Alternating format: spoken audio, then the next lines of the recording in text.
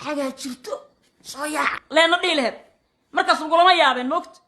qofku Allah hanun la doono waxa uu fahansiiyaa diinta waxa ay farayso iyo waxa ka reebanba bani aadam ahaanna qofka ma ahan wax lagu la yaabi karo in mar kamida waqtigiisa uu galo gafdiini ah waxa waajib ku ah inuu ka soo laabto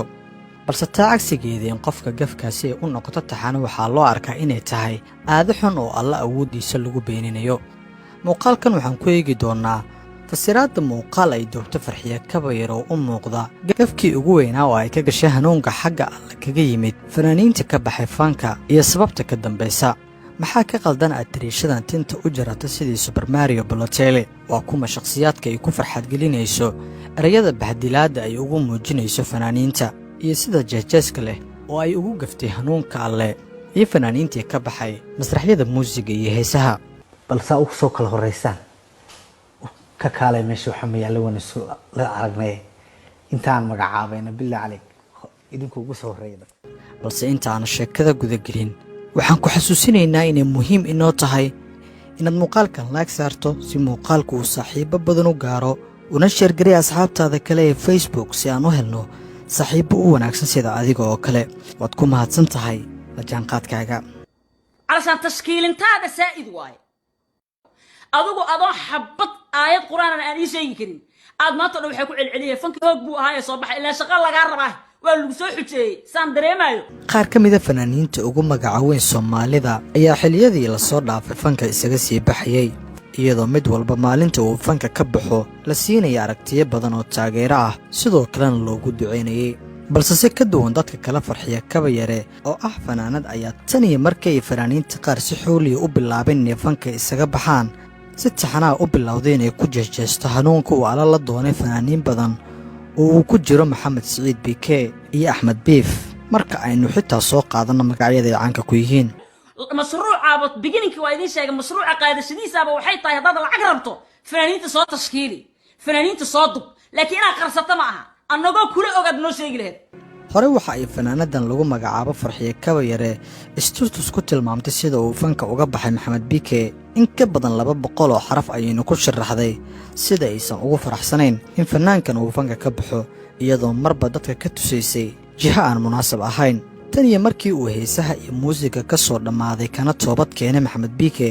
waxa uu si degdeg ah u bilaabay in fanaaniinta uu si dhow ula xiriiro una gaarsiiyo aragtida ah in fanka uusan fiicnayn mar walbana waxa uu ka sheegaa kaamirada horteeda taasi waxay aad uga xanaajisay Farxiyo Kaba Yare kuna qasabtay nafsadeeda bal in ay suurad xumayso oo ay muuqaal soo duubto wax walba adduunka waxa fiican in daacad laga noqdo mashruuca haduu jiro bikayo ina tiraahi dar ilaahay aan fan uga baxay qaladay kugu tahay waliba anoo kugu taageerayo hadii dhaqaalahaas mashruucaas dhaqaaleed uu jiro inaad qaadato waliba anoo kugu taageerayo oo waxaan kugu taageerayana ay tahay inaan fanka Soomaaliyeed faa'iido uusan lahayn oo dhaqaale laga sameeyno kulligeen anagoo fanaaniin aan wada qirayno inaad dhaqaale uga baxdo iska daa fanaaniinta shacabka xataa kugu taageerayo laakiin inaad sheegto dhahdid aniga dhaqaale xumaan uga baxay fanka dhinacaanay iiga shidantay waa ii kala kacsan tahay mashruuc baana jira ee fanaaniinta Soomaaliyeed oo mashruuc khayr ku jiro oo waxa soo baxay aad fankina iska dhaafayso lacagti ma aragtay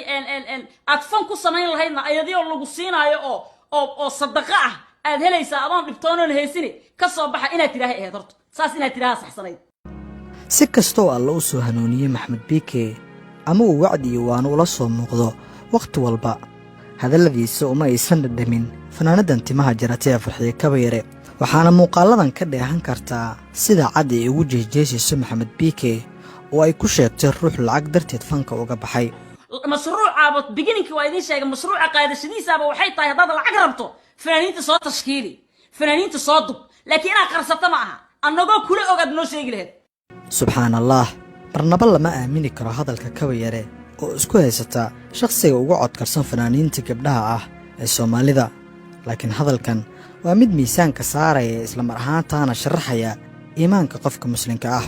tani waa suurad xumeynta hanuunka Alle balse daawo sida ay qof muslim ah oo walaalihiisa kale ee fanka weli ku jira la doonaya inuu kaga digo halista heesaha ay ugu tilmaamayso wacyigelintiisa badan inay qalad tahay oo uusan diinta waxba ka aqoonin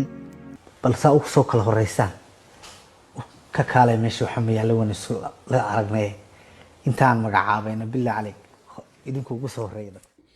بيكي مشروع إنه ترى وحنا أنا أقول قصي شكي أو أن كسي آمن الحوجة عشان تشكيل انت هذا سائد واي عم بيفا برونا صوت ده هاي أو دور سنة علاش بيها كو حريصنا أو حبرها يبه أو ما اللي بدو حد يسنو شيء كرو أضو حبط آيات قرآن أنا أني شيء كريم